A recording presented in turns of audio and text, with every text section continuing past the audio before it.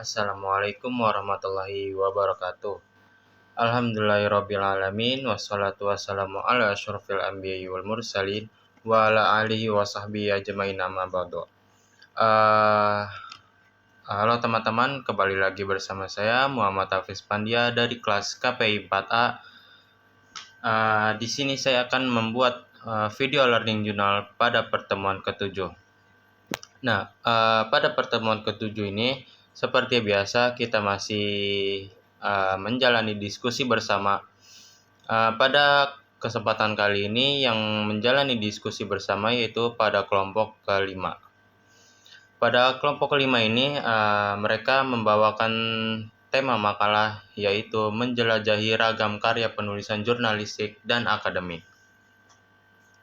Nah, pada pembahasan pertama yaitu ada pengertian karya penulisan jurnalistik dan akademik. Nah, apa sih yang dimaksud dengan karya penulisan jurnalistik dan akademik ini? Nah, karya penulisan jurnalistik merupakan hasil kegiatan proses jurnalistik yang mencakup pengumpulan, penulisan, penyuntingan, dan penyebaran berita serta informasi kepada publik melalui berbagai media massa. Jadi pada intinya itu karya penulisan jurnalistik ini dihasili oleh seorang jurnalis atau beberapa seorang jurnalis yang menjadikan sebuah penulisan berita. Nah, tujuan utamanya ini adalah menyampaikan informasi yang aktual, faktual, dan relevan dengan gaya bahasa yang lugas dan mudah dipahami oleh masyarakat, sehingga penulisan beritanya dapat mudah diterima oleh masyarakat. Nah, jenis-jenis jurnalistik juga meliputi berbagai macam, yaitu yang pertama adalah berita atau news, opini atau pandangan atau yang disebut dengan views, dan juga ada feature atau karangan khas. Nah, berita adalah yang dimaksud berita ini adalah laporan peristiwa aktual yang diketahui oleh publik disusun berdasarkan fakta tanpa opini penulisnya. Nah, jadi berita ini harus benar-benar sesuai dengan fakta. Terus juga ada opini. Nah, opini ini berisi pendapat seorang penulisnya tentang suatu masalah atau peristiwa. Nah, kalau sedangkan feature ini adalah tulisan khas yang menggunakan pendekatan kreatif dalam penulisan untuk memberikan hiburan atau mengangkat isi human interest atau sebuah peristiwa atau human interest sebuah peristiwa. Nah, karya jurnalistik dan akademik juga pasti mempunyai perbedaan. Nah, perbedaan utama antara karya jurnalistik dan akademik ini terletak pada tujuannya. Nah, terletak pada tujuan, gaya penulisan, dan audiens yang dituju. Nah, kalau karya jurnalistik ini bertujuan untuk menyampaikan informasi secara cepat dan menarik kepada publik luas, menggunakan bahasa sederhana dan mudah dipahami.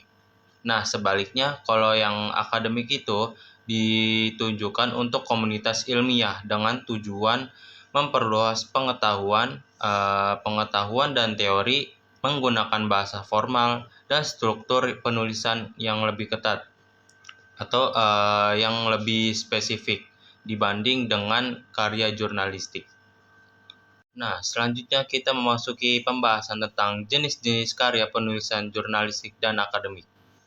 Nah, contoh yang pertama atau jenis-jenis yang pertama karya penulisan jurnalistik dan akademik ini adalah makalah. Nah, makalah dapat diartikan dalam dua hal. Yang pertama adalah makalah itu tulisan resmi tentang suatu pokok yang dimaksudkan untuk dibacakan di muka umum, di suatu persidangan atau yang sering disusun untuk diterbitkan.